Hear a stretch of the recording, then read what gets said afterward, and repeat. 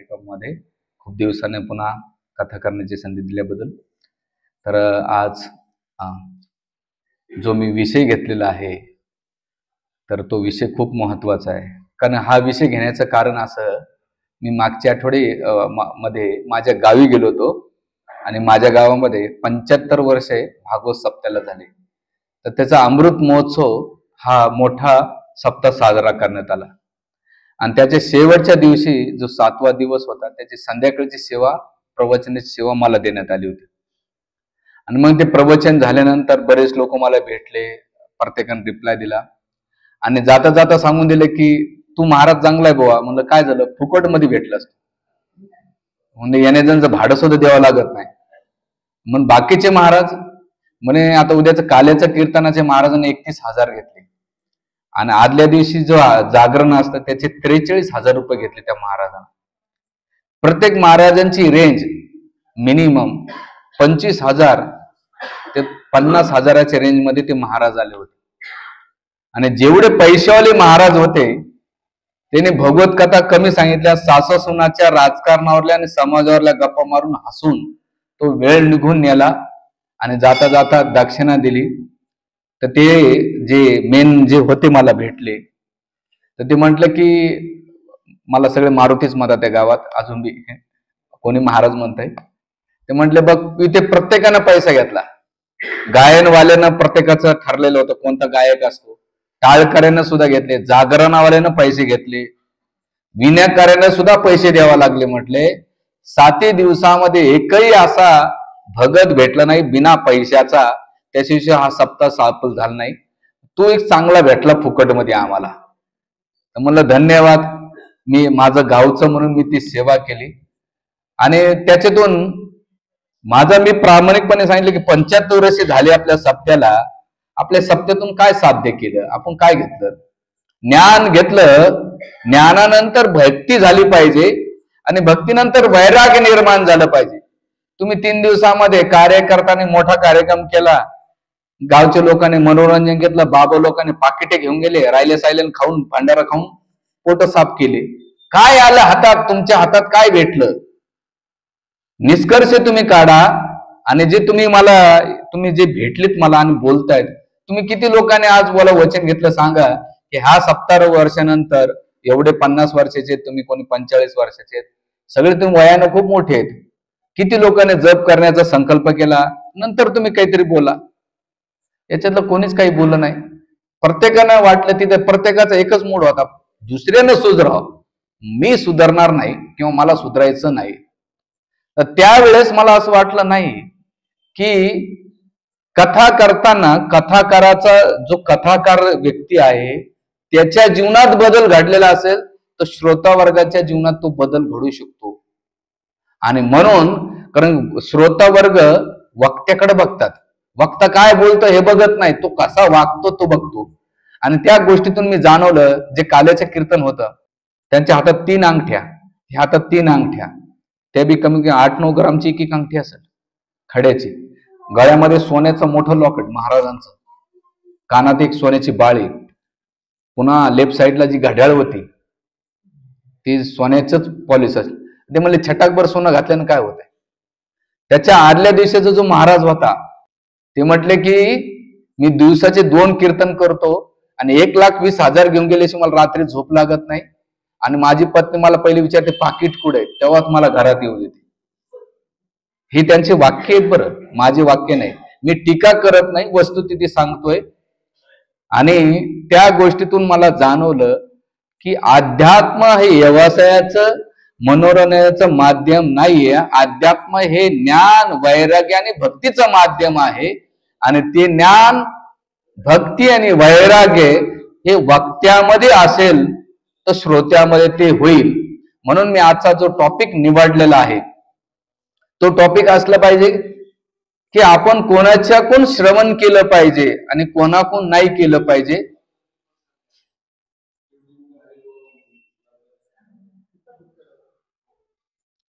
तुम्ही कोणाकडून श्रवण केलं पाहिजे आणि कोणाकडून नाही केलं पाहिजे. आजकाल अभिव्यक्ती स्वातंत्र्याच्या नावाखाली कोणी काही बडबड करतंय, कोणी काही बोलतंय आणि कोणी काही ऐकतंय. म्हणून त्यासाठी बरेच लोक जे बडबड करणारे आहेत ते म्हणतात रामायण, महाभारत, वेद, पुराण हे सगळे काल्पनिक आहेत, थोतांड आहेत. एक शब्द वापरतात मायथोलॉजी, आणि हा शब्द उच्चारला की सगळं संपून जात आहे. आणि मग ह्या जे भौतिकवादी की निर्विशेषवादी किंवा मायावादी जेव्हा बोलतात किंवा भोगवादी बोलतात तर समाजामध्ये ते परिवर्तन घडत नाही. म्हणून आचार्य सांगतात की जे अर्थहीन बडबड करणारे लोक केवळ मनोरंजनाचं माध्यम आहे. आजकाल तर डिग्र्या खूप मोठ्या लागलेल्या आहेत, विनोदाचार्य, संगीत सम्राट, गान कोकिळा किंवा स्वर साम्राज्य किंवा काय काय व्हॉलंटरी डिग्री लावून घेतात. रामायणाचार्य, भागवताचार्य, म्हणलं भागवताचार्य बनायचं असेल तर सुखदेव गोस्वामी वैराग्याचे मूर्तिमान स्वरूप आहेत आणि तुम्ही पाकिटासाठी भांडण करतात राव. तिथं रामायणाचार्य महर्षी वाल्मिकीने कोणाकोण पाकिटे घेतली होती. रामायणाचे आचार्य म्हणजे रामचरित्र ज्यानं पिलंय तर त्याच्यामध्ये राममय जीवन झालं पाहिजे. भागवताचार्य म्हणजे काय की त्याच्यामध्ये जीवनामध्ये त्यानं भागवत होता, आणि भागवत म्हणजे काय, ज्ञान, भक्ती आणि वैराग्याकडे घेऊन जाते. डिग्र्या घेणं सोपं आहे पण त्या डिग्र्यानुसार वागणं खूप कठीण आहे. म्हणून आजकाल महाराष्ट्र विनोदाचार्य, हास्य सम्राट अशा पदवी लावून घेतात. अरे ते मनोरंजन जोकर आहे. तुम्ही लोकांचे मनोरंजन नका बनवू किंवा तुम्ही लोकांचं याचं कारण नका बनवू. जे प्रामाणिक आहे ते बनलं पाहिजे. म्हणून इथे आपण कोणाकोणा ऐकलं पाहिजे तर शास्त्र सांगतंय, एक तर पहिली गोष्ट जे समाजवादी लोक आहेत ना, आजकाल कथामध्ये कीर्तनामध्ये लोक 80% समाजाबद्दल बोलतायत. आईबापाची सेवा करा, बहीण भावंडाची सेवा करा, भावाभावामध्ये गोडी गोडी राहा. ठीक आहे ते सांगावं, पण त्याच्यामध्ये भगवत भक्ती ज्याच्याकडे तो भगवत भक्ती करतो ना, आपोआप त्याच्यामध्ये बाय प्रोडक्ट येऊन जाते. भक्त जे भगवत भक्ती करतात ना ते भौतिक गोष्टीसाठी लढतच नाही. म्हणून समाज, आणि जे एक महाराज आहेत आमच्या गावचे शेजारीच, तर ते महाराज आई वडिलांवर खूप बोलतात पण त्यांचेच आई वडील वेगळे राहतात. ही वस्तुस्थिती आहे. म्हणून समाजवादी यांच्याकडून ऐकलं पाहिजे. दुसरं कोण आहे, पुरोगामी. आजकाल पुरोगामी खूप आहे. पुरोगामी माहिती आहे तुम्हाला, डाव्या विचारसरणीचे लोक, आणि ते त्याच्यामध्ये कीर्तनकारामध्ये, कथाकारतामध्ये आज त्यांनी नवीन डिग्र्या घेतलेल्या आहेत. त्या म्हणजे संभाजी ब्रिगेडचे लोक अध्यात्मामध्ये शिरलेले आहेत. ही दुसरी कॅटेगरी. तिसरी कॅटेगरी आहे साम्यवादी, म्हणजे कम्युनिस्ट विचाराचे, डावे, देवच नाही. त्याच्यामध्ये एक सो कॉल्ड ज्यांना ज्ञानपीठ पुरस्कार दिला जात आहे त्यांना उदो केल्या जातात. जसं देवदत्त पटनाईक झालं, शिवाजी सावंत झाले, जे स्वतःला मोठे कवी समजतात किंवा मोठमोठे विद्वान समजतात, मोठमोठ्या कथा कादंबऱ्या लिहितात. आणि असे लेखक, पत्रकार, पुरोगामी लेखक हे जेव्हा ग्रंथावर लिहितात, यांची पुस्तकं रचना होतात, आणि जेव्हा आपण ते पुस्तकं वाचतो, त्यांचं ऐकतो, तर आपली बुद्धी पण भ्रष्ट होते. तुम्हाला याचं उदाहरण काय, या शिवाजी सावंतनं मृत्युंजय नावाची कादंबरी लिहिली, आणि त्या कादंबरीमध्ये भगवान कृष्णाला खलनायक केलं आणि कर्णाला नायक केलं. म्हणून जेव्हा कर्णाला आणि कृष्णाला तुम्ही बघता तर आपलं वेद व्यासाच्या दृष्टिकोनातून बघितलं पाहिजे. जे प्रामाणिक गुरुच्या दृष्टिकोनातून बघतात तेव्हा, आणि वेद व्यास हे पक्षपाती नाही, पार्शलिटी नाही आहेत. जे काही ते क्लिअर ते बोलतात, ते कोणाची बाजू घेत नाही, कोणाला जास्त वाढवत नाही, कमी करत नाही. जसं आहे तसं ते लिखाण करतात, कारण ते भेदभावाच्या पलीकडे गेलेले आहेत. म्हणून आपण जे श्रवण करतोय ह्या वक्त्यामध्ये ह्या लक्षणं दिसले तर आपण थांबलं पाहिजे. दुसरी गोष्ट, सर्व समभावी जे आजकाल म्हणतात सेक्युलरचा ढोस आम्हाला पाजतात. अरे सेक्युलरचा ढोस आम्हालाच का पाजतात तुम्ही? ज्यांना समोर आहे त्यांना का पाजत नाहीत? त्यांचं ना आजकाल तर मोठे, एक जण म्हटला, त्या खूप मोठी सभा झाली, त्याच्यामध्ये म्हणतो अरे रामचंद्राने पत्नीला सोडून दिला, असं चालतं का? पुन्हा तो स्वामीवर बोलला, त्याचं नाव आहे ज्ञानेश रामराव, मोठा लेखक आहे. म्हणजे हे मी नावं घेऊन बोलतो, का बोलतोय? कारण की आपण कोणाचं ऐकतोय, आपली बुद्धी काय होतीये. एक जण मोठा नेता आहे मुंबईचा, तो म्हणतो भगवान रामचंद्रानं मांस खाल्लं, आणि आपण तेवढंच बघतोय, कारण प्रजा आणि श्रोतावर्ग एवढा जास्त विद्वान नाही. तो जो सांगा ना लिडरशिपला तो फॉलो करतो. लीडर चुकला म्हणून समाजामध्ये, घरामध्ये जर माता पिता चुकली तर मुलं तसे वागतात. आणि देशाचा, समाजाचा जर नेता बिघडला तर समाज बिघडतो. यथा राजा तथा प्रजा. जसा राजा वागेल तशी प्रजा वागते. म्हणून राजा लोक, जे जिम्मेदार व्यक्ती आहेत, जे समाजाच्या मोठ्या पदावर आहेत, त्यांनी विचारपूर्वक बोललं पाहिजे आणि आपण विचारपूर्वक ऐकलं पाहिजे. त्यामुळे आपला आणि समाजाचा फायदा झाला पाहिजे. म्हणून इथे विशेष करून जे समाजवादी, पुरोगामी, साम्यवादी, सर्व समभावी इत्यादी कव्हर केलेलं यांना, याच्यामध्ये विशेष करून आणखीन 2 कॅटेगरी आहे. जे भोगवादी आणि ढोंगी आहेत, यांच्या पण ऐकलं नाही पाहिजे. भोगवादी म्हणजे तो क्लिअर बिझनेस करतो. माझ्या कार्यक्रमानंतर मला एवढं पाकिट पाहिजे, त्याचा काही भाव नसतो. तुमच्या जीवनातून बदल व्हावा नाही व्हावा, त्याला 1-1.5 तास मारून न्यायचा आणि शेवटी त्याला पाकिटाची आशा असते. आणि तुकाराम महाराज अशा व्यक्तीचं खूप खंडन करतात. ते म्हणतात, लोका सांगे ब्रह्मज्ञान, लोका सांगे ब्रह्मज्ञान, जन कापतो लोकाची मान. ज्ञानान काय कर मान कर. ज्ञान सांगतो जनाशी पण अनुभव नाही आपणाशी. ज्ञान तर सांगेल पण स्वतः प्रॅक्टिस करणार नाही. कथा करतो देवाची, अंतराशा बहुलोभाची. ती कथा तर करेल पण मनामध्ये लोभ काय, की मला पाकिट किती भेटल, पैसा किती भेटल, मान सन्मान प्रतिष्ठा, लोकांनी माझ्या पाया पडावं, माझे पाय धुवावं. आता मला माझ्या गावी गेले, मला एका घरी बोलवलं, सगळेजण बाया आरती प्लेट घेऊन आले, हळदी कुंकू घेऊन. मला काही प्रश्नच पडला. पाठ ठेवला, गरम पाणी. मला वाटतं कोणी दुसरे महाराज म्हणले, नाही तुमचे पाय धुवायचे. म्हणलं नाही भाऊ, पाय ज्याचे धुवायचे त्याचे धुवू, माझे नको धुवू. मी काही नाही, माझ्या पायाला मातीच लागलेली आहे, दुसरं काही नाही. तुम्ही सगळे लांब राहा. मी पाणी घेतलं, त्याच्यात गुलाबाच्या पाकळ्या. म्हटलं हे जोपर्यंत पदावर तोपर्यंत पाया पडत, पद उतरू दे, पाया सुद्धा पडणार आहेत. महत्वाचं तुम्ही पाया पडण्यापेक्षा ते काय सांगतो ते फॉलो करा. पाया पडणं सोपं आहे. याच्या त्याच्या डोक्यावर पाया ठेवून काही होत नाही हो. आपल्या स्वभावामध्ये आणि आपल्या व्यवहारामध्ये बदल घडला पाहिजे, हे महत्वाचं आहे. किती लोकांच्या पाया पडले, किती फरक पडला? काहीच पडला नाही. उलट डोक्यात नाही का मळ झाला, शॅम्पून दुसऱ्या दिवशी धुवून टाकून देतो तू. तर सांगण्याचा मुद्दा असा आहे की पाया पडा ते शिष्टाचार आहे, पण तो काय सांगतोय त्याला फॉलो केलं तर ते सगळ्यात महत्वाचं आहे. म्हणून इथे विशेष करून जे व्यावसायिक आहेत, प्रोफेशनल, तुकाराम महाराज पुढच्या लाईन मध्ये काय म्हणतात, लोक सांगे ब्रह्मज्ञान, जन कापतो लोकाची मान, ज्ञान सांगतो जनाशी, अनुभव नाही आपण, कथा करतो देवाची, कथा करतो देवाची, अंतराशा बहुलोभाची. अंतर काय, त्याच्या आशा काय, लोभ काय, की मला पाकिट. आणि शेवटी तुकाराम महाराज काय म्हणतात, तुका म्हणे तोची वेडा, त्याच्या हाणून थोपड फोडा. असं कठोर शब्दामध्ये महाराज. मी नतोसिंग महाराज राजपूत यांचं गाथ्यावर 2 पाठ पुस्तक आहेत, मोठ्या अभंगाचे. मी त्याचा अभ्यास करतोय सध्या. जेवढं दारुड्याला बोलले नाहीत महाराज, वेश्याला बोलले नाही, मांसाहाऱ्याला बोलले नाही, जुगारीला बोलले नाही, सगळ्यात जास्त कोणाला बोलले असेल माहिती का, हे कीर्तनकार, कथाकार, भोंदू साधू, ब्रह्मचारी, संन्यासाचा असा बडगा उघडलाय महाराजांना. आणि महाराजांचे शब्द जर तुम्ही बघता तर शिव्या घातल्या लिटरली. ते शिव्या इथं उच्चारण्यासारखं नाहीत, कारण ते अधिकारी होते, ते विचारू शकतात. मी नाही तेवढा अधिकारी. सगळ्यात जास्त बाबा लोकांना ठोकलं त्यांनी. त्याच्यात ब्रह्मचार्याला तर असं घेतलंय, बाबा बाबा बाबा बाबा, भयंकर. कलियुगामधले सगळे ब्रह्मचारी कपटी ढोंगी येत. मी जेव्हा वाचलं तर माझ्या पायाखालची जमीन सरकली. म्हणलं महाराज काय म्हणतात बाबा, कारण ते भगवंताचे भक्त येत, अधिकारी व्यक्ती. त्यांनी ते समाजामध्ये पाहिलं आणि ढोंगा.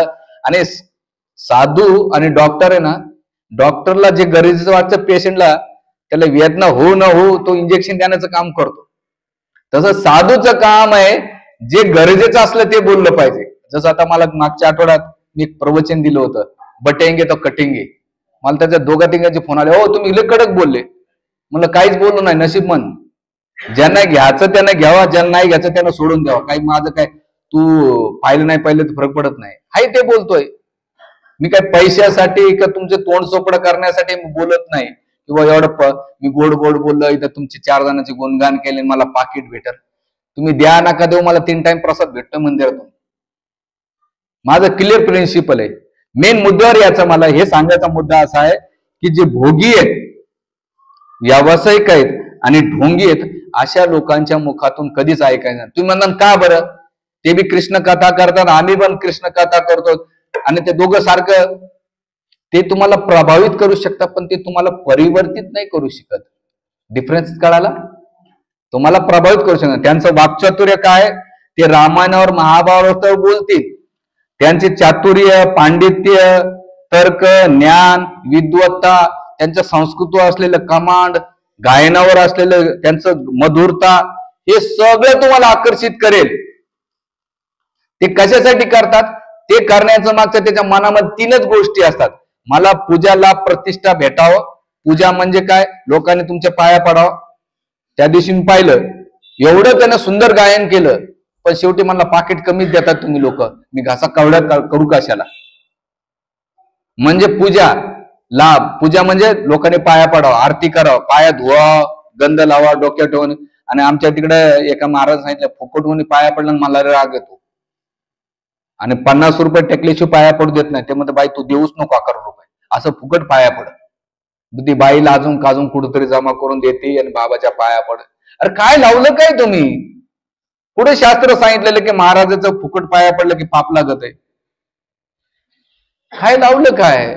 पण हे बोलणाऱ्याला काय होतंय, आता मला माहित नाही प्रवचनानंतर मला काय रिॲक्शन भेटल. तर हे काय लावलं काय? त्याच्यामुळे पूजा, लाभ आणि प्रतिष्ठा, समाजामध्ये स्टेटस. त्या दिवशी मी त्या कीर्तनात बसलो होतो, माझ्या गावचं कीर्तन.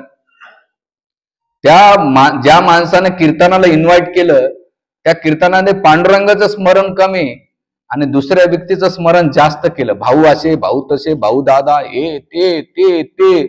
प्रत्येक म्हणजे 2.5 तासामध्ये सगळ्यात जास्त जप जप ज्या व्यक्तीने कीर्तन दिलं त्याच केलं. का? पुढच्या वेळेस त्यानं पुन्हा आणखीन मला कीर्तन दिलं पाहिजे. म्हणून सांगण्याचा मुद्दा असा आहे की जे पांडित्य, विद्वत्ता, चातुर्य, कमांड असले हे महत्वाचं नाहीये. भक्ती असेल तर आशा केलं पाहिजे. नाही तर पद्मपुराण याला खूप श्लोक सुंदर म्हणतात. अवैष्णव मुखरविंद पुता हरिकथामृतम श्रैवम नैव कर्तव्यम सर्प उच्चिष्ट यथापयम. या श्लोकामध्ये सांगितलेलं काय? अवैष्णव मुखा दर गिरण्या पुतम. जे अवैष्णव, अभक्त आहे, भगवंताचा भक्त नाहीये, जो भौतिकवादी आहे, याच्या मुखातून पुत हरिकथामृतम. तुम्ही कथा ऐकता तर कशी आहे ती कथा? श्रव नैव कर्तव्य सर्प उच्चिष्ट यथा. जसं सर्प दुधाला स्पर्श केल्यानंतर ते दूध अमृत राहत नाही, ते काय राहतंय? विष होत आहे. त्याच प्रकारे जे अवैष्णव आहेत, भोगवादी आहेत, साम्यवादी आहेत किंवा व्यावसायिक आहेत, यांच्या मुखातून जेव्हा तुम्ही कथा ऐकता तर ती कथा राहून नसन काय होतंय? ते विषच बनतात. ते विष जाऊन तुमच्यामध्ये. विचार करा, तुम्ही ज्याच्या ऐकता तुमच्या त्याच्याकडून ज्ञान वैराग्य ऐकल्यानंतर तुमच्या जीवनात ज्ञान वैराग्य वाढलं पाहिजे. पण त्याची कथा ऐकून तुमच्यामध्ये ज्ञान वैराग्य भक्ती वाढत नसेल, भोग वाढत असेल, वस्तू जमा करायचं असेल, तर तुम्हाला भगवंत भेटतील कधी? आणि याचं सुंदर उदाहरण आहे भागवताच्या 10म स्कंदामध्ये. भगवंत वसुदेवाच्या मनात आले आणि वसुदेवाच्या मनातून देवकीच्या मनात गेले. तिथे श्री हरिशौरी बाबा म्हणतात की ज्याच्या मनामध्ये कृष्ण असेल आणि जेव्हा तो दुसऱ्याच्या हृदयात कृष्ण टाकेल तर त्याच्या हृदयामध्ये कृष्ण प्रगट होईल. क्लिअर प्रिन्सिपल म्हणतात. गुरुचं काम आहे की आपल्या शिष्यांच्या हृदयात कृष्ण प्रगट करणे, ना की गुरुचं काम आहे त्याच्या इच्छा, त्याच्या जीवनामध्ये भोग, वस्तू, प्रतिष्ठा, लाभ ह्या गोष्टी उत्पन्न नाही. आपण ज्या गुरुकडून ऐकतो, ज्या वक्त्याकडून ऐकतो, आपल्या मनामध्ये, आपल्या कार्यामध्ये, आपल्या चित्तामध्ये काय होतंय हे आपण विचार केला पाहिजे. आणि आपण आणतो कोणाला बसवतो, अरे खरंच तो प्रॅक्टिस करतो का, याचा विचार केला पाहिजे. म्हणून त्या हरिशौरी बाबाने श्रीमद भागवतामध्ये जेव्हा मी पहिल्यांदा वाचलं तर देवकीच्या मनामध्ये कसे झाले? कारण वसुदेवाच्या मनातून देवकीच्या मनात गेले, म्हणून देवकीच्या हृदयातून भगवंत प्रगट झाले. तसंच गुरुचं काम आहे आपल्या शिष्याच्या हृदयातून भगवंताला प्रगट करणे. आणि ते प्रगट होत नसेल तर गुरु कुठेतरी कमी पडत असेल, तो वक्ता कुठेतरी कमी पडत असेल. हा, याच्यामध्ये एक आहे, समोरचा श्रोता भोगामध्ये लिप्त असेल, आसक्तीमध्ये असेल, इंद्रियतृप्तीमध्ये असेल तर त्याचा होत नसेल. भक्तीमध्ये कोण भक्ती करू शकते किंवा कोणात बदल घडू शकतो, तर दोन व्यक्तीचं लक्षण सांगितलेलं आहे. पहिल्या व्यक्तीचं लक्षण आहे तो चांगल्या प्रमाणे श्रवण करतो आणि जे श्रवण केल्यानंतर स्वतः परिवर्तन करून घेण्याची इच्छा आहे त्याच लोकांमध्ये जीवन परिवर्तन होत आहे. नम्रपणे ऐकणे आणि जे ऐकलं त्याच्यात बदल घडवणं, अशा लोकांमध्ये परिवर्तन होऊ शकतंय. काही लोक ऐकतात आणि ऐकून इथून सोडून देतात. किती तुम्हाला पॉइंट सांगू द्या, किती श्लोक कोट करू द्या, इथून तिथून फिलॉसॉफी सांगू द्या, तर त्याने ठरवलेलं असतंय हे मला मनोरंजनचा माझा एक दीड तास मला कसा तरी नवीन ऐकाय भेटतंय, मला याच्यातलं काही घ्यायचं नाही, केवळ मला इन्फॉर्मेशन घ्यायची. याच्यातून काही बदल होणार नाहीये. निस्ती इन्फॉर्मेशन भेटल. जसं डॉक्टरकडे तुम्ही जातायत आणि डॉक्टर तुम्हाला खूप काही सांगतोय, पण डॉक्टरनं दिलेला मेडिसिन खाल्ला तर तुमचा रोग बरा होईल. डॉक्टरनं दिलेलं मेडिसिन खाल्ल्यात नाही तर रोग पुढे बरा होणार आहे. तसं साधू मीन्स काय, तो भगवंताचं ज्ञान देतोय, त्या ज्ञानामुळे भक्ती उत्पन्न झाली पाहिजे आणि भक्तीमुळे वैराग्य निर्माण झालं पाहिजे. नुसतं इन्फॉर्मेशन घेऊन काही उपयोग नाही. ट्रान्सफॉर्मेशन, बदल, परिवर्तन झालं पाहिजे आणि ते परिवर्तन आपण प्रामाणिक वक्त्यातून ऐकलं पाहिजे. त्यासाठी इथे म्हणतात की कोण, चैतन्य महाप्रभू याच्यामध्ये खूप कठोर बोलतात. वेद न मानिया बौद्ध होय नास्तिक, वेद आश्रय नास्तिक वाद बौद्धिक अधिक. ते म्हणतात की जे नास्तिक वेदवादी आहे, जे वेदद्रोही आहे, वेद निंदक आहे, नास्तिकाविषयी ते म्हणतात की जे नास्तिक लोक आहेत त्यांच्याकडून कधीच ऐकू नये, कारण त्यांचा देवावर विश्वास नाही. तर लोकांवर काय. तुम्हाला एक घटना सांगतो. आमच्या मंदिरात एक महाराज जातात, XYZ, ते फेमस कीर्तनकार आहेत. नाशिकमध्ये त्यांचे दिवसाचे 2 कीर्तन असतात. राहतात सिडको मध्ये आणि ते मला येतात भेटायला. त्याने आतापर्यंत 35 भागवत कथा केल्या. किती? आणि एकदा सुद्धा भागवत वाचलं नाही त्यानं. लिटरली सांगतो. त्याने काय केलं, त्याचे कॅसेट ऐकून कॅसेट करावे कीर्तन. तुकाराम महाराज म्हणतात वाचून या ग्रंथ करावे कीर्तन सांगितलेलं आहे. आजकालचे वाचून व्हॉट्सअप, ऐकून युट्यूब, करावे प्रवचन कीर्तन. ते महाराजांनी मला प्रश्न विचारला, महाराज एक प्रश्न विचारू का, कारण तुम्ही इस्कॉनवाले भागवतले अभ्यास करतात हो आणि तुमचे प्रवचन मी ऐकतो, तुमची भागवत कथा ऐकली, मला एक प्रश्न विचारायचा. म्हणलं काय, विचारा ना. म्हणे चित्रकेतू महाराजाला 1 करोड कशा बायका असतात? नाशिकचं पॉप्युलेशन तर 25-30 लाख आहे, मग त्याचा महल किती असेल आणि एवढ्या बायकोला कसं मेंटेन केलं असेल चित्रकेतू महाराज? मला तर डाऊटच हो. म्हणलं तुम्ही कथा केली ना महाराज? म्हणलं भाऊ आता या प्रश्नाचं उत्तर मी काय देऊ म्हटलं तुला, तू भागवत वाच, सगळं रेडीमेड फुकट दिलं तर कसं वाच म्हटलं. म्हणलं महाराज वाचलं का तुम्ही? महाराज का नाही नाही, कुठं एवढा वेळ आहे, रोज कीर्तन करावं लागतात. ते मग तुम्हाला कीर्तनामध्ये झाकी करतो म्हणला महाराज, रोज वेगवेगळी झाकी, त्याच्या डान्स नृत्य, मग त्याच्या सरपंच उठवणार, सरपंच बायकोला नचवणार, मग सगळेजण हातात घालून नाचणार, असा धांगडधिंगा, हा बाया काय रडणार, म्हणून महाराज बी काय रडणार, डोळ्यातून आसू येणार, मदत इमोशनल करणार, मदतच रडवणार. बाबा बाबा बाबा.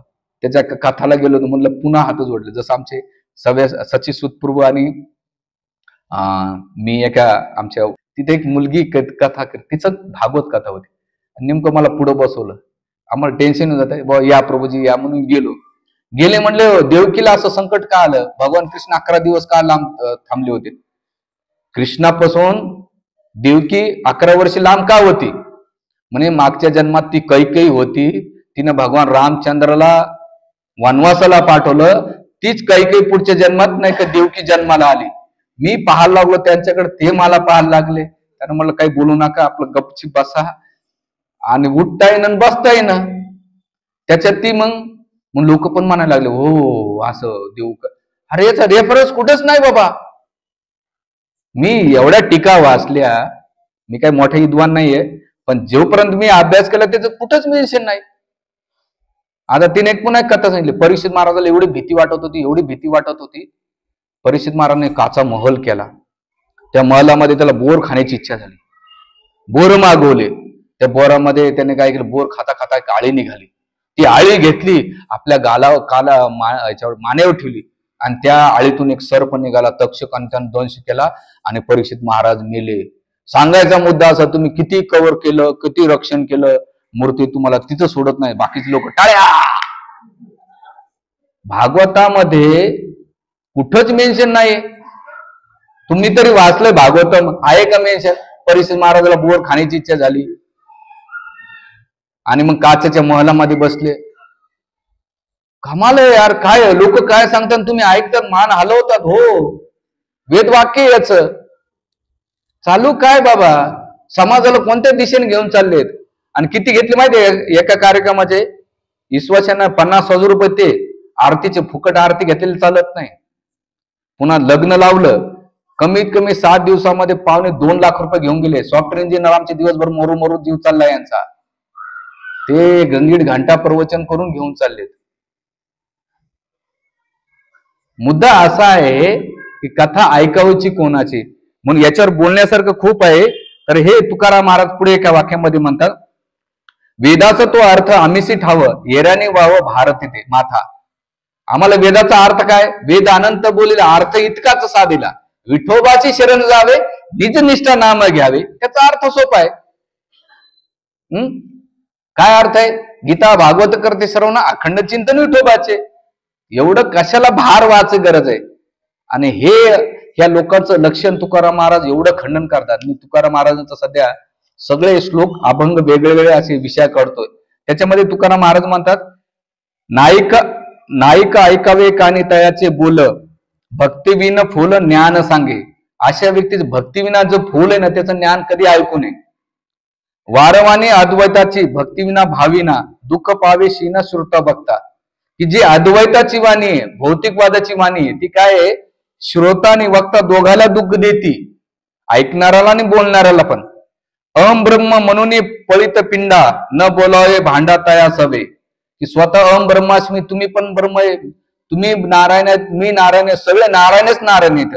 आणि ते एकूण एकाला भेटल्यानंतर काय म्हणतात? ओम नमो नारायण, ओम नमो नारायण. तुम्ही ऐकलं असेल कधी कधी, एकूण एकाला नारायण म्हणतात. तर ते काय? अहम ब्रह्मास्मी, अहम. तुकाराम महाराज पुढे म्हणतात, वेद बाहे लड, बोलीचे तर पापड पाषंड, त्याचे काळे तोंड संतांमध्ये. असा जर वेदाचा आधार घेऊन बोलत असेल, तो संतांमध्ये कसा आहे? काळ तोंडे आहे. कसा आहे? काळ तोंडे आहे. आणि तुका म्हणे खंडी देवपणा, भक्तपणा, वरिष्ठ त्याहून सोपचे. अशा पापी लोकांपेक्षा एक जो सोपच म्हणजे चांडाळ, जो कुत्र्याचं मांस खाणार आहे, ह्या अद्वैत मायावादी भोगवादी व्यावसायिक त्यापेक्षाही कुत्र्याचा मांस खाणारा कसा आहे? खूप चांगला आहे, असं तुकाराम महाराज म्हणतायत. आता तुकाराम महाराजांच्या वाणीला तर तुम्ही नाही करू शकत. काय तुकाराम महाराजांच्या वाणीला तर नाही करू शकत ना. मग तुकाराम महाराज मग तुकाराम महाराज काय म्हणतात? प्रामाणिक व्यक्तीचं लक्षण काय?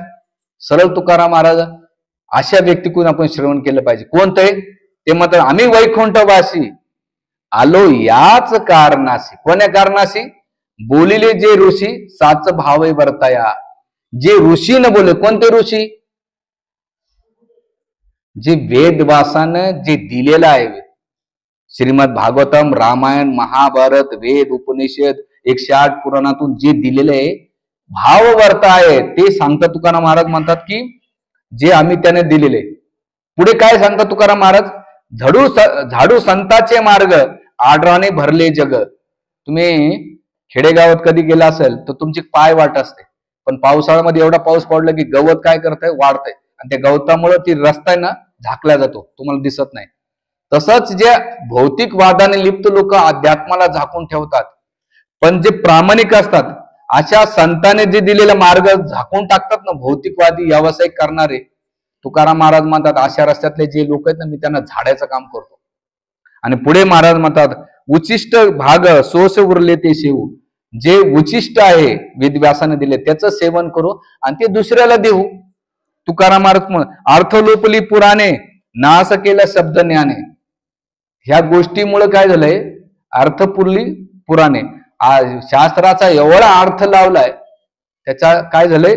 शब्द केला, नाश केला शब्द ज्ञान. त्या ज्ञानानं काय लोकांचा नाश केलाय.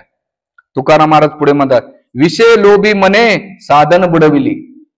स्वतःचा विषय मन आहे, भोगामध्ये लिप्त आहे, तो दुसऱ्याला पण विषय मनाबद्दल सांगतो आणि साधना बुडवली. कारण जेवढे लोक बोलणार आहेत ना ते साधनाच करत नाहीत आणि साधना नसल्यामुळे साध्याकडे जात नाही. जे पोटात आहे तेच ओटात येणार आहे. आणि तुम्ही जे बोलतात, कोण बोलू शकतं माहितीये का? ज्याच्या हृदयामध्ये ते जे आहे तेच बोललं ना लोकांवर प्रभाव पडतो, नाही तर प्रभाव पडत नाही. तुम्ही वाक्चातुर्य लोकांना आकर्षित करू शकतात. प्रभुपादांच्या हृदयामध्ये भगवंत होते म्हणून हिप्पी लोकांना त्यांनी हॅपी केलं. अमेरिकेमध्ये जाऊन अहो भारतीय लोकांना इथं दगड फोडायची वेळ आली, इथं सत्संग करून 1.5 वर्ष झालं, 2 वर्ष झालं, याच्यात एक माळ करत नाही लोक. घासा कोरडा झालाय. मला एक जण आता मध्यंतरी शिरूरचा एक फोन आला. मला प्रभूजी तुमचे प्रवचन असंच युट्यूबला ऐकले, तुमच्या प्रवचनामध्ये जप केला. तेव्हा माझ्या मनात आलं, समोर बसलेले जप करत नाही पण युट्यूबवर ऐकणारे जप करतात. काय? युट्यूबला बसणारे जप करतात. तर हे काय होतंय? विषय लोभी म्हणे साधन बुडवली, पिटू भक्तीचा डोंगरा, कळी काळाचा दारारा. आम्ही भक्तीचा डोंगर पिटू आणि कळी काळ आहे ना तिथून पळून जाईल. तुका म्हणे करा जय जयकार आनंदारे, भगवंताचं नाव घेऊन आनंदी व्हा. याचं विश्लेषण तुकाराम महाराज या अभंगावर खूप बोलण्यासारखे. म्हणून ज्ञान कोणाकडून घेतलं पाहिजे त्याचं लक्षण तद्विधी प्रणय पाहते ना, परिप्रश्नेने सेवाया उपदेशे ते ज्ञाना ज्ञानीनं तत्वदर्शन. गुरुकडे जा नम्रपणे. पारंपरिक आहे, परंपराद्वारे ज्ञान प्राप्त केले अशा व्यक्तीकडून जो बोलतोय, जे पालन करतो, जे बोलतोय, भले तो त्याचं वाक्चातुर्य नसेल, त्याला बोलता येत नसेल, अशा व्यक्तीकडून श्रवण करा. म्हणून मी कधी पण कोणत्याही बाहेरच्या मोठ्या वक्त्याला कधीच बोलत नाही. का? तर मला माहित आहे हा चांगलं बोलून पोपट्यासारखं पण लोकांचं होत नाही. माझा एक ग्रस्त भक्त जरी असेल पण तो त्याच्यापेक्षा 4 पटीने जास्त चांगला. काय? कारण तो रोज 16 माळाचा जप करतो, 4 नियमाचं पालन करतो, आपलं शुद्ध जीवन जगतो, बिना कांदा लसण्याचं जेवण करतो. कोण आहे? मी मोठे करता त्या दिवशी पाहिलं, कांदा फोडलेला खाल्ला माझ्या समोर. मी पंक्तीला बसलो आणि मी आपल्या डाळीला भाकर डाळीला लावून खात होतो. म्हणजे महाराज मजाही नाही का? म्हणलं काय, जीवीची मजा करून काय? जीवीची मजा केली तर इंद्रियतृप्तीची मजा वाटेल. सोपं प्रिन्सिपल, क्लिअर प्रिन्सिपल, त्याचं काही लपवायचं नाही. म्हणून अशा व्यक्तीकडून केलं पाहिजे. आणि मग तुकाराम महाराज म्हणतात, आता तरी पुढे हाच उपदेश काय? नका करू नाश आयुष्याचा, स्वतःचा नाश करू नका. सकळ पाया माझे दंड, तुमच्या पाया पडतो, दंडवत घालतो. महाराज म्हणतायत आपले चित्त शुद्ध करा. आपले चित्त कशाने शुद्ध होईल? जे भगवंताचं नाव हरे कृष्णा कृष्णा कृष्णा हरे हरे, हरे राम राम राम हरे हरे शुद्ध करा. हित करावे देवाचे चिंतन, हित याच्यातच देवाच्या चिंतनामध्ये करूया मन आपले एक विधा, एकच विध करा. मनामध्ये भगवंताशी दुसरं काही नसलं पाहिजे. तुका म्हणे लाभ होय तो यापर, करा काय फार शिकवाय काय. हेच व्यापार, दुसरं कोणता व्यापार नाही. काय आणखीन तुम्हाला काय शिकू? मग तुम्ही म्हणता प्रभूजी ठीक आहे तुकाराम महाराज होते, त्यांचे अभंग होते, मग मी कसं समजायचं आजच्या जमान्यामध्ये असे लोक भेटतील? तर त्यासाठी पद्मपुराण आणि श्रीमद भागवतामध्ये मी आलं तेव्हापासून भागवत काढलंच. आणि काढल्यानंतर भागवताच्या पहिल्या स्कंदामध्ये सुखदेव गोस्वामी सौनक आदी ऋषीला नाही का 3 लक्षणं सांगतात आणि पद्मपुराणामध्ये 6 लक्षणं सांगतात. अशा 8 ते 9 लक्षणं व्यक्तीकडून आपण श्रवण केलं पाहिजे. ते म्हणतात चानघ, श्रीमद भागवतम पहिला स्कंद पहिला अध्याय श्लोक नंबर 5 मध्ये सुखदेव गोस्वामी वर्णन करतात. सुद गोस्वामी चानघ म्हणजे जे पाप रही मुक्त आहे, पापातून जो मुक्त आहे अशाच व्यक्ती निष्पाप आहे, निर्दोष आहे आणि कसा आहे? सरळ हृदयाचा आहे. अशा व्यक्तीकडून ऐकलं पाहिजे. आणि त्याचं पहिले लक्षण काय? तो 4 नियमाचं पालन करतो. मांसाहार करत नाही, जुगार खेळत नाही, नशापान करत नाही, अवैध संग करत नाही, चहा कॉफी कांदा लसण भजी पकोडे बंद, ते सुद्धा खात नाही. आणि दुसरं त्याचं चारित्र्य शुद्ध असतं, कारण पाप रहित असतं. हे त्याचं पहिले लक्षण सांगतात.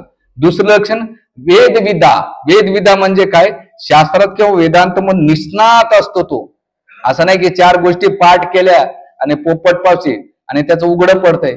आजकाल तुम्ही युट्यूबवर बघा, अभिनव अरोरा मुझे फरक नहीं पड़ता जमाना क्या कहता है, मुझे तर काना पण आता है. लगेच टाळ्या. दुसऱ्या ठिकाणी म्हणतात फरक नाही पडता मुझे जमाना क्या कहता है, बाके बिहारी तो मुझे अपनाता है. फरक नहीं पड़ता मुझे जमाना क्या कहता है, किशन जी ने मुझे अपनाए. तो माहित आहे युट्यूबला फेमस झाला अभिनव अरोडा. तो म्हणतो पहिले चिकन खाल्लं होतं, तो म्हणतो मेरी पोळे ठेवू. म्हणजे आजकाल धर्माच्या नावानं मोठा धंदा मांडलाय. आता एक मोठी कथाकार आहे, 2 लाखाची तिची पर्स होती चांबड्यापासून, आणि ती क्लिअर म्हणते मी भक्त नाहीये, मी सांसारिक आहे, मी व्यवसाय 10 लाख रुपये घेते जवळ कार्यक्रम असला तर. मी नाव घेत नाही, युट्यूबला आहे, फेमस आहे. त्याच्या मागे लोक हातपाय धुवून लागले. 2 लाखाची निस्ती पर्स आहे. इथं आम्हाला 2 लाख कसे ते पाहायला भेटत नाही राव. मी म्हटलं ठरवलं तर ते भगवान आपलं मायापूरच्या मंदिराला काहीतरी देऊ, नाकीने आलाय. काय लावलं? ती सरळ म्हणते मी काही देव नाही, कथाकार नाही, संत नाही, मी व्यावसायिक आहे, माझा भाव ठरलेला आहे. पण आपल्या लोकांना लय अक्कल. ते म्हणा आजकाल प्रभूजी तुमचे प्रवचन जर जोड. मुद्दा असा आहे की जे आहे ते आहे शास्त्र. त्याच्यानंतर ते म्हणतात त्याच्यामध्ये 2 गोष्टी, ज्ञान वृद्ध आणि वयवृद्ध असलं पाहिजे. वयाचा अनुभवातून आणि ज्ञानाच्या आधारातून तो यावर सांगितलं. आणि दुसरं हे दिलं पाहिजे त्याने श्रवण गुरुच्या प्रामाणिकपणे अध्ययनाखाली ज्ञान घेतलं पाहिजे, त्याच्याकडून ऐकलं पाहिजे. दुसरं लक्षण सांगतात. आणि तिसरं म्हणजे सौम्य असलं पाहिजे. सौम्य म्हणजे याचा अर्थ काय डोक्यावर कोणी बसव नाही. सौम्य म्हणजे हृदय त्याचं सॉफ्ट पाहिजे पण बाहेरून तो कडक पाहिजे. जीवाची तळमळ. डॉक्टर जेव्हा तुम्हाला पहिले स्प्रिट लावतो ना, कशाला लावतो? त्याचे किटाणू मारून नंतर इंजेक्शन टोचतो. तसं साधू जरी बोलत असेल त्याची काही दुश्मनी नाही, ईर्ष्या नाहीये, किंवा तुमच्यावर भडास काढायची म्हणून कोणी भेटत नाही म्हणून बोलतो का? नाही. त्याचा एकमेव हेतू आहे की भौतिक संसारामध्ये जन्ममृत्यूच्या चक्रातून सुटण्यासाठी तो कठोर वाणीचा शब्द वापरतो. त्याचा आणि त्याच्याबरोबर तो वज्रापै कठोर आणि कोमलादिपी कोमल असतो. तो कोमल हृदयान कोमल असतो. प्रभुपाद जेवढे कोमल होते, दया होते म्हणून अमेरिकेत जाऊन त्याने प्रचार केला. पण तेवढेच आपल्या शिष्यांना शिस्त लावण्यासाठी कठोर पण होते ते. गुरु महाराज आम्ही मंदिरात राहतो, तुम्ही किती शिकलेले असं काही फरक पडत नाही, तुम्हाला शिस्तीमध्येच राहावं लागतंय. आम्हाला तर लय होती बाबा, शिष्ट्यांना उभा राहा, संडास बाथरूम घस, भांडे घास, उठलं 1 मिनिट लेट झाला तरी भांडे घासायला लावायचे. जेवढे नव्हते तेवढे भांडे घासायला लावायचे. शिस्त होती. म्हणून हे गुरुच्या खाली.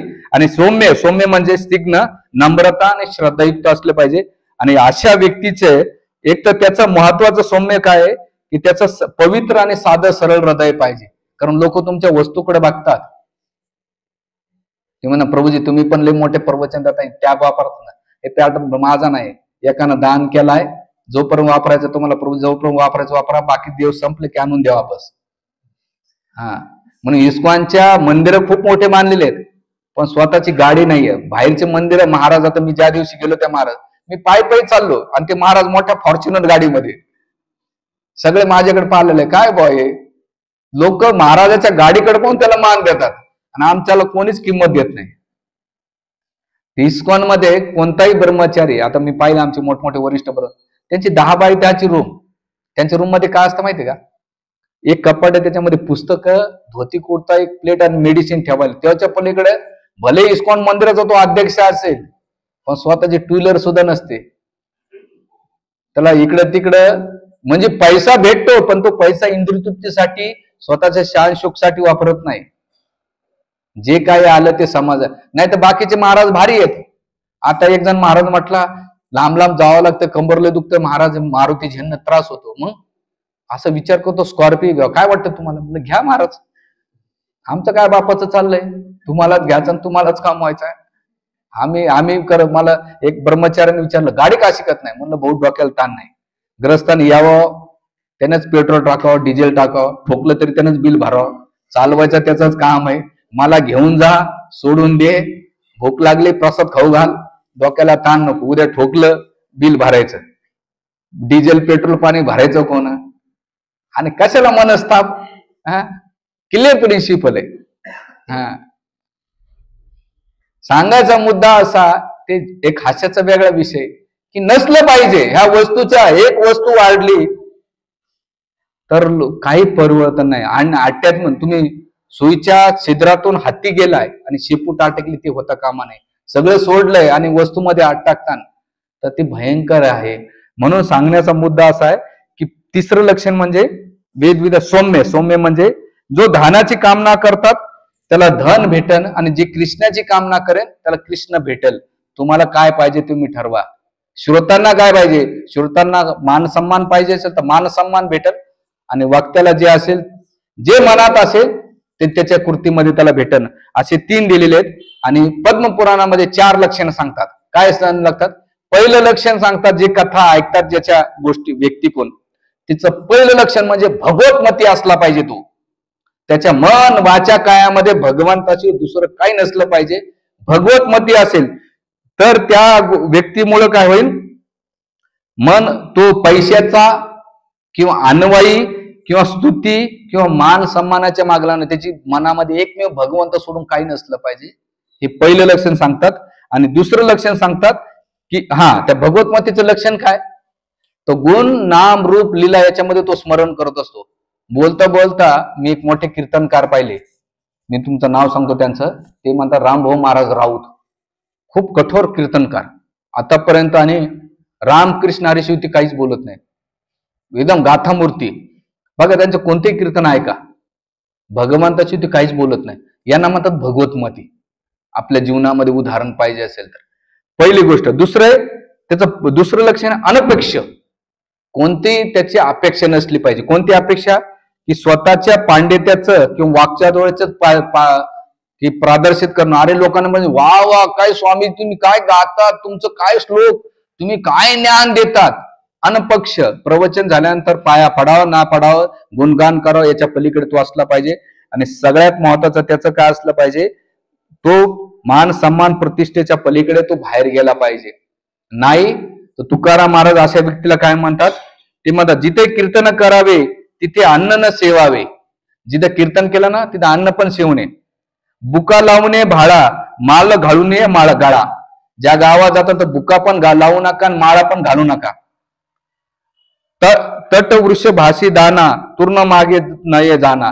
तुम्ही ज्या बैलगाडीनं जातात ना त्या बैलाला सुद्धा त्या गावचा चारा नका घेऊ. तुकाराम महाराज म्हणतात तुका म्हणे द्रव्य घेती देती दोघा नरका जाती. देणारा आणि घेणारा दोघे नरका जातात. हे अभंग आहे रेफरन्स साठी. दोघही नरकात जातात. म्हणून आपल्याला नरकात जायचं नसेल तर त्याला देऊ पण नका आणि घेऊ पण नका. जेव्हा व्यवसाय करेन तर देऊ घेऊ नका. तुम्हाला वाटलं स्वतःहून त्या संस्था चालवावं लागते तर तेव्हा तुम्ही देऊ शकतात. व्हॉलेंटरी जे काही असेल ते. आणि हे झालं दुसरं लक्षण. तिसरं श्रुदम. श्रुदम म्हणजे सर्वांच्या प्रती मैत्री भाव असला पाहिजे. दीनहीन गोर गरीब. मी पाहिलं जे मोठे कीर्तनकार भागवत आपले असतात हे लोक मोठ्या लोकांना जवळ घेतात. गरीबाला कधीच विचारत नाही, त्याच्या पाया पडत नाही. आमच्या एक माताजी त्या पहिल्या एका संस्थेत होत्या. त्या गुरुपौर्णिमाला यायला सकाळी बिचाऱ्या सकाळपासून तर संध्याकाळपर्यंत वाट बघत बसल्या. आणि ते महाराज झुल्यावर बसले, गाडी श्रीमंत लोकांना भेट दिलं आणि बाहेर बिचारी वाट बघते ना. आता तरी दादा अण्णा नाही का दर्शन देते. आणि किती वर्ष फॉलोअर होते. मला त्यावेळेस आता प्रश्न पडला की महाराजांना कोणाला टाइम दिला? श्रीमंत लोकांना टाइम दिला. आणि गरीब बिचारा दिवसभर वाट आता तरी दर्शन दे. गुरुपौर्णिमे दिवसभर जेवढं देवाची वाट पाहिली नाही तेवढी त्या माणसाची वाट पाहिली आणि तो माणूस श्रीमंत लोकांसोबत बसलाय. काय असे मी त्या दिवशी पाहिलं. त्या गरीबांचे पाय पडते त्याच्याकडे लक्ष पण नाही. आणि मोठे आणि त्यांना काही इंटरेस्ट नाही त्या मोठ्या लोकांना. पण एकूण काय तोंड चोपडेपणा एवढा विचारूच नका. म्हणून इथे श्रुदम असला पाहिजे. नारद मुनीने जसं मृगारीला कधी भेदभाव नाही केला. कोण? वाल्याचा वाल्मिक केला. त्याने पाहिलं जात धर्म काही नाही पाहिला. प्रभुपाद अमेरिकेत गेला हिप्पी लोक त्यांचं काय नाही, केवळ श्रुद्ध होते म्हणून केलं. चौथं लक्षण सांगतात दिनेश अनुकंपया. दिनेश म्हणजे दिनहीन लोक आहेत ना त्यांच्या प्रती अनुकंपा असली पाहिजे. काय अनुकंपा असली पाहिजे? सगळे दिनहीन आहेत. जे भगवत भक्ती सोडून आहेत ना ते दिनहीन आहेत. आणि जे भगवत भक्ती करतात ते श्रीमंत व्यक्ती आहेत. कारण की श्रीमंत म्हणजे काय? जो भगवंताचं कृष्ण धन पांडुरंग धन राम धन तो सोबत घेऊन जातो तो श्रीमंत. तुमचं भौतिक संसाराचं सगळं धनितच राहणार आहे. म्हणजे तुम्ही कोण आहेत? दिनहीन आहेत. तर अशा दिन अनुकंप जे भगवंताची भक्ती करत नाही अशा लोकांना प्रचार केला पाहिजे. हे चौथं लक्षण. त्याच्यानंतर शेवटी ते सांगतात बहुधा बोध चतुरा, तो अतिशय चतुर असला पाहिजे. त्या व्यक्तीनं सगळ्या शास्त्राचा निपुण असला पाहिजे आणि देश काळ पात्रानुसार त्याने महाभारत, रामायण, भगवद्गीता, नारद भक्तिसूत्र, वैष्णव साहित्याचा गहन अभ्यास करून लोकांना त्याचा सार दिला पाहिजे. अशा व्यक्तीचं जेव्हा तुम्ही ऐकता तर तुमच्या हृदयामध्ये परिवर्तन होईल. नाही तर वर्षानुवर्षे तुम्ही युट्यूब चॅनल, टीव्हीवरले चॅनल बघता, केवळ मनोरंजन होईल, आत्मरंजन होणार नाही आणि हृदयात परिवर्तन होणार नाही. बाकी तुम्हालाच निर्णय घ्यायचा. तुम्हीच आहे तुमच्या जीवनाचे शिल्पकार. मी जसं अभ्यास केला, जे वाचलं आणि जे मी पाहिलंय ते वर्णन केलंय, घ्यायचं नाही घ्यायचं तुम्ही ठरवा. म्हणून हे प्रामाणिक व्यक्तीपणे या गोष्टीचं पालन केलं तर निश्चितच, जसं सुखदेव गोस्वामीने राजा परीक्षितला प्रामाणिकपणे ज्ञान दिलं आणि त्यांना भगवत प्राप्ती झाली, तसं तुम्ही प्रामाणिक व्यक्ती त्याचं रूप रंग नका बघू. तो जो काही सांगतो त्याचं ऐका आणि आपल्या जीवनात परिवर्तन करून आपलं जीवन धन्य करा. हरे कृष्णा कृष्णा कृष्णा हरे हरे, हरे राम राम राम. ग्रंथराज श्रीमद भागवतम की जय. जगद्गुरु श्री प्रभुपाद की जय. संत शिरोमणी तुकाराम महाराज की जय.